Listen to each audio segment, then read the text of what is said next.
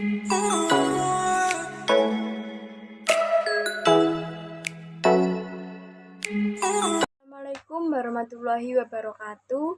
Nama saya Anissa Yulia Cipta, NIM 015, akan menjelaskan materi yang pertama, yaitu pengertian model usaha.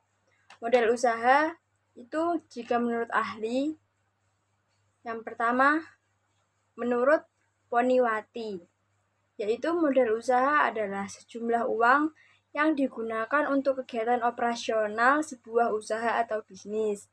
Lama usahanya merupakan jumlah waktu yang digunakan pelaku usaha bekerja pada usaha mereka selama ini. Adapun menurut Mardianto dalam Budiarti dan Seo Satyo tahun 2011, pembagian modal terbagi menjadi 3, yaitu adanya modal dari pemilik usaha, modal pinjaman, dan modal patungan. Modal dari pemilik usaha merupakan modal yang diperoleh dari pemilik usaha itu sendiri, dari bersumber dari tabungan, sumbangan, hibah, dan dari kerabat. Adapun modal pinjaman adalah modal yang berasal dari pihak luar unit usaha, bisa dari perbankan, bisa juga dari non-perbankan. Menurut Rianto, tahun 2001,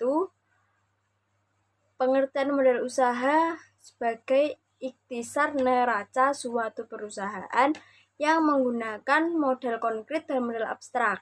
Modal konkret itu dimaksudkan sebagai modal aktif dan modal abstrak dimaksudkan sebagai modal pasif. Adapun menurut Nugroho tahun 2011,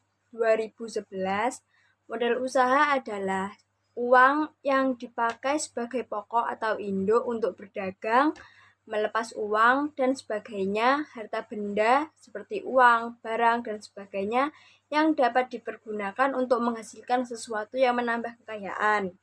Adapun pengertian modal usaha secara umum yaitu sesuatu yang digunakan untuk mendirikan atau menjalankan suatu usaha.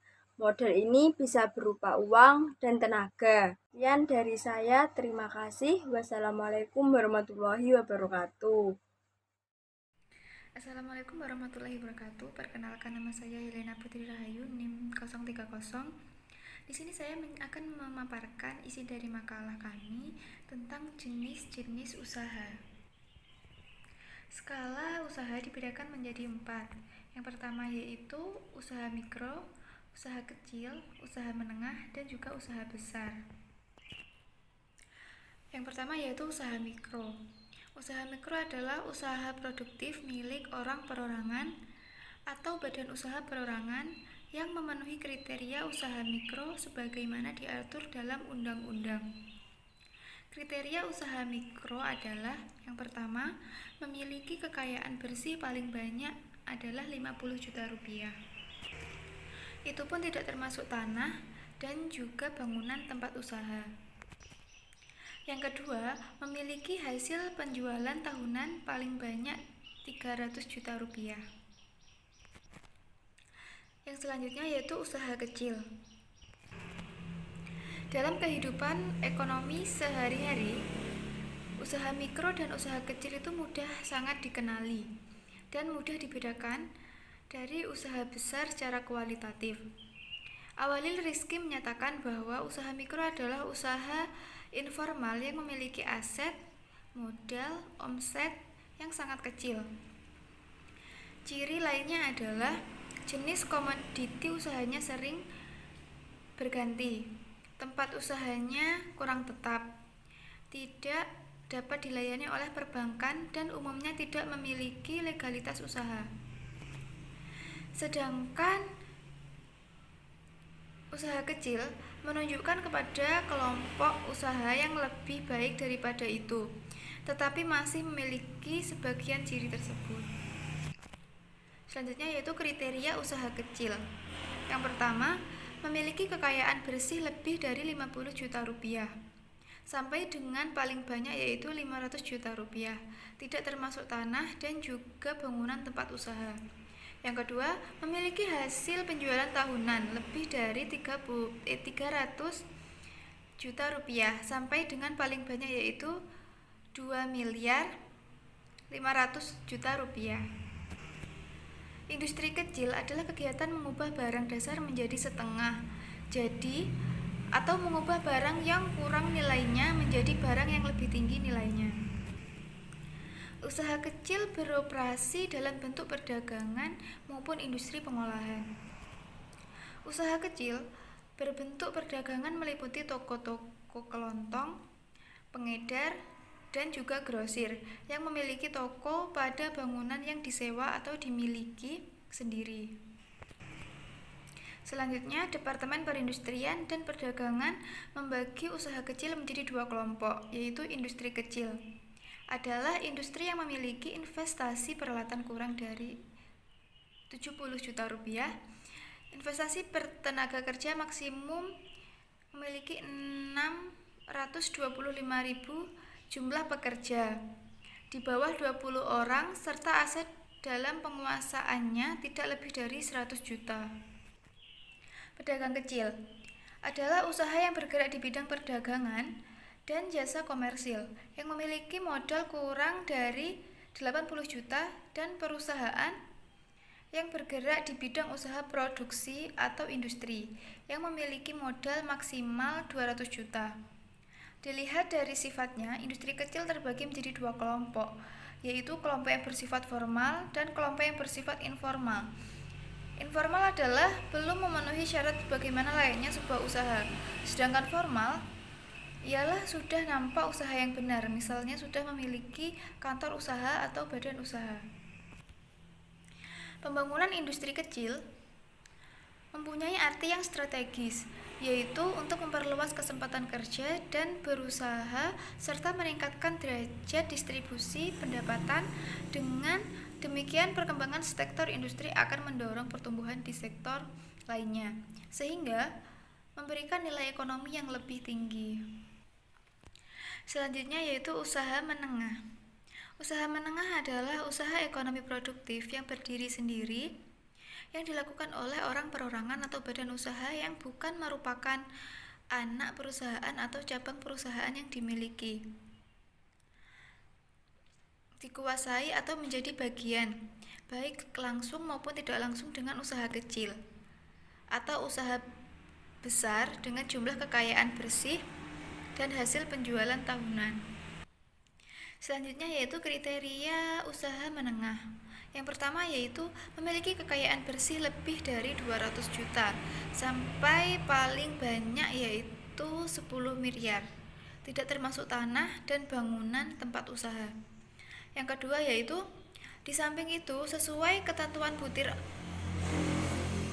4 Inpres nomor 10/1999 tentang usaha menengah, para menteri sesuai dengan ruang lingkup tugas, kewenangan dan tanggung jawab masing-masing dapat menetapkan kriteria usaha menengah sesuai dengan karakteristik sektornya dengan menentukan kekayaan bersih paling banyak yaitu 10 miliar rupiah. Yang ketiga, milik warga negara Indonesia. Yang keempat, berdiri sendiri dan bukan merupakan anak perusahaan atau cabang perusahaan yang dimiliki, dikuasai atau berafiliasi baik langsung maupun tidak langsung dengan usaha besar. Selanjutnya, bentuk usaha orang perorangan, badan usaha yang tidak berbadan hukum, atau badan usaha yang berbadan hukum. Selanjutnya yaitu usaha besar. Usaha besar adalah usaha ekonomi produktif yang dilakukan oleh badan usaha dengan jumlah kekayaan bersih atau hasil penjualan tahunan lebih besar dari usaha menengah yang meliputi usaha nasional milik negara atau swasta, usaha patungan, dan usaha asing yang melakukan kegiatan ekonomi di Indonesia. Mungkin itu tadi yang bisa saya jelaskan. Terima kasih. Assalamualaikum warahmatullahi wabarakatuh. Saya Devina NIM 028. Saya di sini akan menjelaskan sedikit materi mengenai sumber-sumber modal. Yang pertama adalah modal. Nah, modal sendiri itu merupakan dana yang disiapkan pengusaha dalam memulai suatu usaha dan mengembangkan usaha tersebut serta berasal dari tabungan yang disisihkan dari penghasilan di masa lalu, baik disimpan di rumah ataupun di bank dalam bentuk tabungan dan deposito. Nah, yang kedua adalah koperasi simpan pinjam, merupakan koperasi dengan bidang usahanya pelayan tabungan dan pinjaman bagi anggotanya. Yang ketiga adalah lembaga keuangan, merupakan badan usaha yang berfungsi menghimpun dana dari masyarakat dalam bentuk simpanan dan menyalurkannya kepada masyarakat dalam bentuk kredit atau pinjaman. Pembagian modal usaha itu ada dua. Yang pertama adalah modal aktif, yaitu modal yang didasarkan pada wujud atau bentuknya yang terdiri atas aktiva lancar atau modal kerja yang merupakan aktiva yang habis dalam satu putaran proses produksi jangka waktu kurang lebih 1 tahun, misalnya uang kas, uang di bank, dan piutang. Kemudian ada juga aktiva tetap atau modal investasi yang merupakan aktiva yang tahan lama, tidak habis, yang berangsur-angsur habis dalam proses produksi, misalnya tanah, gedung, dan pabrik. Kemudian ada juga imaterial, maksudnya adalah aktiva atau harta yang tidak berwujud tetapi memiliki nilai, misalnya reputasi, royalti, merek. Kemudian yang kedua adalah modal pasif yang merupakan modal yang didasarkan pada sumber yang terdiri atas modal sendiri, yaitu yang berasal dari pemilik usaha atau dana pribadi. Yang kedua adalah modal asing, merupakan modal yang berasal dari luar perusahaan, bisa berupa pinjaman ataupun investasi. Ada beberapa pertimbangan yang perlu diperhatikan apabila ingin memperoleh satu modal. Yang pertama adalah tujuan perusahaan yang di masa akan datang. Kedua, masa penggalian modal. Yang ketiga, biaya yang dikeluarkan. Yang keempat, estimasi keuntungan. Assalamualaikum warahmatullahi wabarakatuh. Perkenalkan, nama saya Mufidatun Nur Laila, NIM 031. Di sini saya akan menjelaskan materi tentang cara memperoleh modal usaha. Yang pertama, dana sendiri. Kita dapat memperoleh modal usaha dengan menggunakan dana sendiri. Misalnya, dengan menggunakan dana simpanan yang sudah kita tabung selama ini.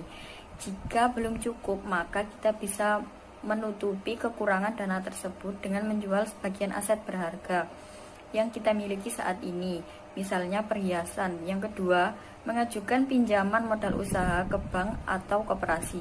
Kita juga dapat mengajukan permohonan pinjaman modal usaha ke bank atau koperasi. Yang ketiga, mencari dana hibah perusahaan. Modal juga dapat diperoleh dari dana hibah perusahaan. Saat ini, perusahaan-perusahaan besar biasanya memiliki anggaran tersendiri untuk membantu membangun perekonomian masyarakat di sekitar perusahaan maupun masyarakat umum dengan menyalurkan dana modal usaha melalui divisi CSR. Untuk teknis penyaluran dana biasanya dalam bentuk event competition. Oleh karena itu, event tersebut merupakan peluang bagi para calon pengusaha untuk mendapatkan tambahan dana bagi kelangsungan usaha kita. Yang keempat, menjalin kerjasama. Jika kita memiliki teman atau saudara yang memiliki minat yang sama dan hendak menjadikan hal tersebut sebagai bisnis, cara ini dapat dijadikan pilihan. Rekan bisnis tersebut bisa jadi hanya memberikan bantuan berupa modal atau bisa jadi membantu juga dapat operasional bisnis sehari-hari. Yang kelima, mencari investor. Hampir sama dengan menjalin kerjasama, cara ini juga membantu kita mendapatkan dana dari pihak ketiga. Bedanya, investor biasanya hanya memberikan modal berupa dana tanpa ikut terjun langsung dalam operasional. Sekian dari saya, terima kasih. Assalamualaikum warahmatullahi wabarakatuh. Perkenalkan, nama saya Diara Manovianti, NIM 009. Di sini saya akan memaparkan bab saya mengenai kelebihan dan kekurangan modal. Kelebihan modal yaitu yang pertama, pemilik modal berhak atas semua laba atau keuntungan yang dimiliki perusahaan.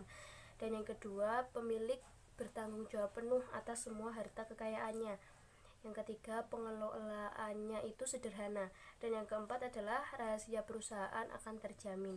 Nah, untuk kekurangan modal sendiri itu yang pertama, jika kemampuan pemiliknya kurang, itu skala untuk berkembangnya suatu perusahaan itu akan kecil.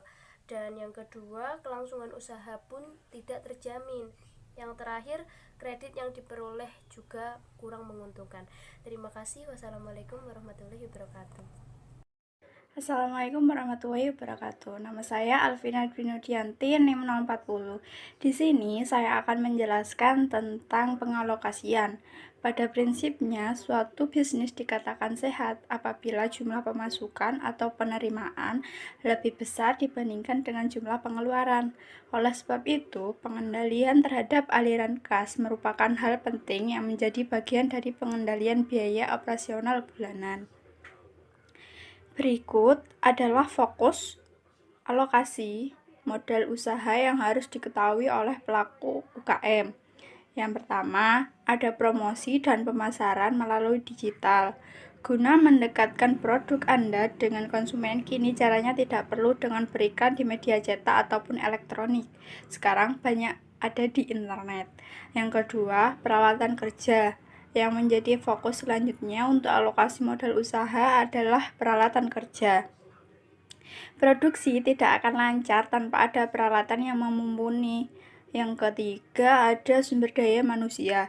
Selain peralatan, tentu akan membutuhkan sumber daya manusia untuk mengoperasikan mesin dan membuat produk. Yang keempat, yaitu produk.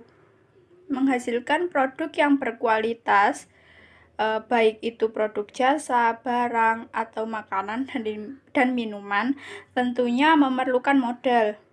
Yang kelima, ada tempat usaha. Pada fokus ini memang cukup penting bagi usaha yang memerlukan tempat produksi.